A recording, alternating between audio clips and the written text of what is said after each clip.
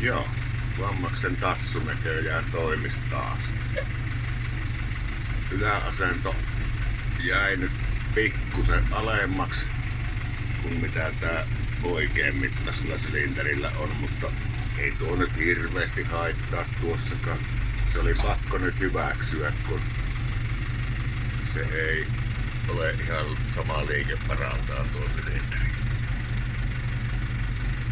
Mutta maahan asti se menee ja nostaa konetta vielä sen verran riittävästi, että kyllä siitä nyt kaivuhommaan tässä pääsee.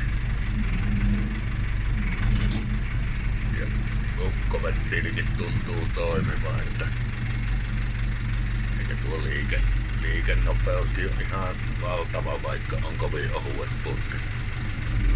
Ihan vaan kevyellä liikkeellä vetäisin tuostakin. Mutta kylläpä vain toimii. Tämä oli siis kohtalaisen onnistunut homma.